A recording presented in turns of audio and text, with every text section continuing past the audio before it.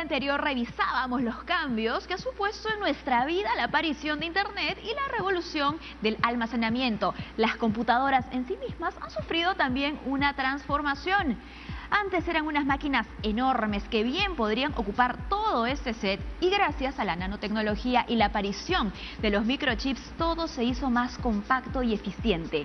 También hemos dejado atrás la radio, la cámara, el calendario y la calculadora porque ahora nuestros smartphones son demasiado inteligentes y completos, tanto que integran aplicaciones para compartir historias, fotografías, anécdotas y, ¿por qué no?, causas de tipo social y educativo. Solo bastan estos simples ejemplos para darnos cuenta del alcance de la tecnología y la conectividad en nuestras vidas. Estamos con el doctor Víctor Murray, profesor principal de Ingeniería Electrónica de la Universidad de Ingeniería y Tecnología, para conversar justamente de la revolución digital, la historia de las computadoras a través del tiempo. Hola, Víctor. Hola, Mirta, ¿qué tal? Gracias por la invitación. A ti, gracias por acompañarnos. ¿En qué momento aparece esta definición, concepto de computadora? ¿Con qué tipo de maquinaria? Mira, las computadoras en realidad existen desde los primeros años, por así decirlo, de la civilización, pero de una forma mecánica, ¿no? Por ejemplo, con el ábaco. Las primeras computadoras siempre han estado relacionadas a pensar, digamos, en calculadoras, operaciones aritméticas simples, sumas, restas, multiplicación y división.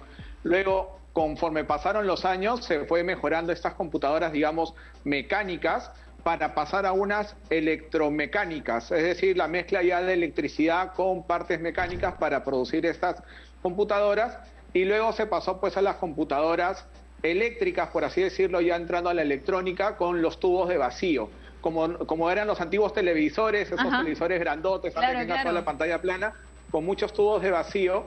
Y luego, ya con la creación del transistor, es donde se viene, digamos, esta revolución de las computadoras con la electrónica digital, porque las computadoras comienzan a tener muchos transistores, que son la unidad básica de la electrónica en este sentido, para poder hacer operaciones más complejas, ¿no?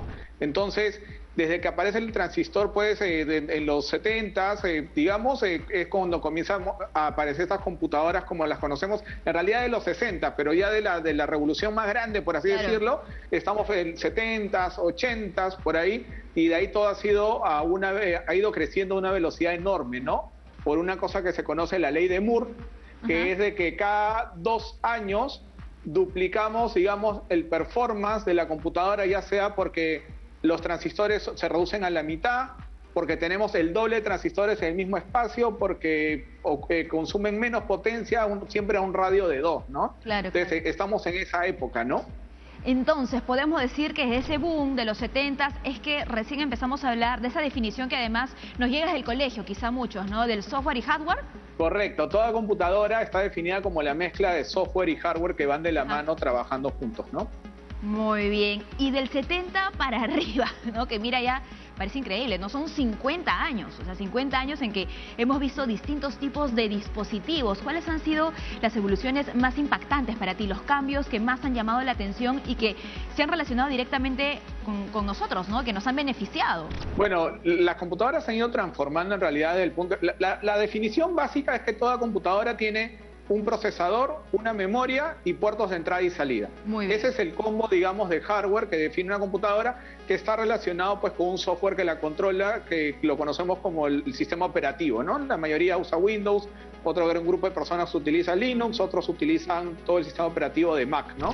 Entonces, es el conjunto. Ahora, ¿qué ha ido cambiando? Básicamente es que tenemos más transistores, por así decirlo, dentro de la misma área, con lo cual tenemos más operaciones, más rápido, consumen menos potencia, y luego se han ido agregando cosas alrededor. Por ejemplo, la tarjeta gráfica, pues, ¿no? La tarjeta gráfica ha sido un cambio, digamos, brusco, por así decirlo, en cuanto a las computadoras para su rendimiento, que si antes dijimos que las computadoras aparecen desde el inicio de la civilización, por así decirlo, para sumas, restas y operaciones, siempre ha sido pues computadora relacionado con banca, justamente por las calculadoras, pero es gracias a la tarjeta gráfica que viene, digamos, el primer cambio fuerte, ¿no?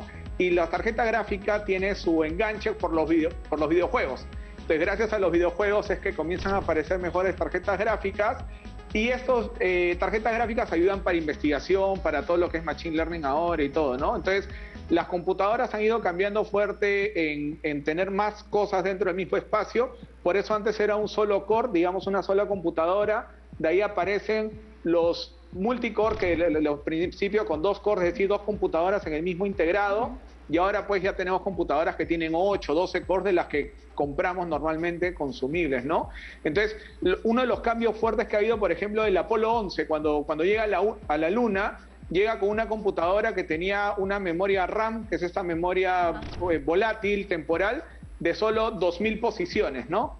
Y ahora tenemos, las computadoras de ahora pues tienen 2 gigas, que son, digamos, 2000 millones de posiciones para grabar cosas, ¿no? Entonces ha habido un cambio, está creciendo demasiado rápido y estamos entrando también a una nueva era de computadoras en realidad, que son los sistemas en chip, los SoC. Estos sistemas en chips parece lo que va a marcar la nueva tendencia en las computadoras.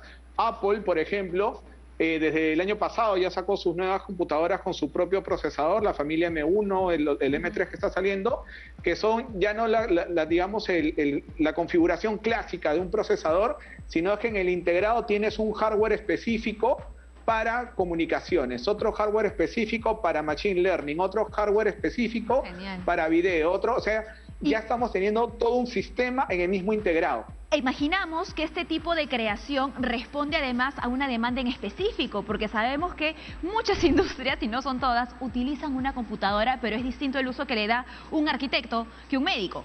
Normalmente estamos acostumbrados a las computadoras de uso genérico, por así decirlo, donde no le ponemos el software que necesitemos y lo usamos como... Claro, instalamos programas, ¿no?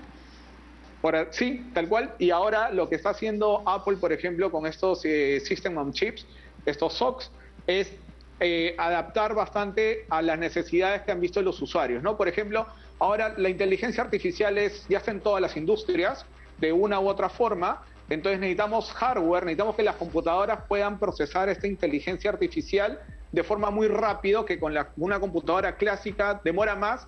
En cambio, teniendo hardware específico, diseñado para esto, se puede hacer más rápido, ¿no? Esto es en cuanto a lo comercial, pero a la par ya estamos en todo el inicio, ya empezó de la computación cuántica, ¿no?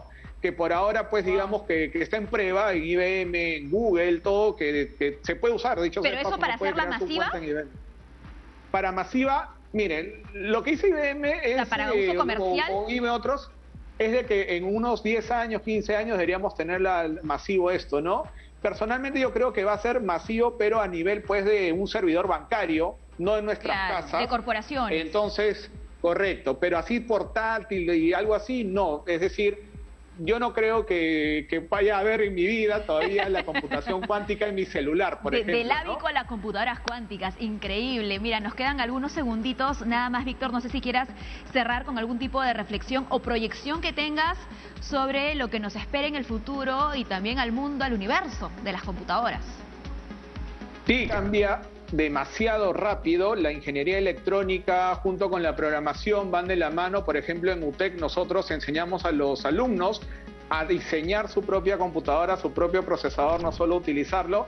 Y esta línea implica que siempre tengas que estar actualizando, ya sea por tu carrera, ya sea por tus necesidades, por tu uso o porque, como te digo, el celular ahora es nuestra computadora, que dentro de poco este celular va a conectarse quizás a una caja vacía que solo va a tener una pantalla y un teclado, y vas a usar tu laptop, que va a ser tu celular, te vas a otro lado con tu celular y la conectas a una caja vacía, ¿no?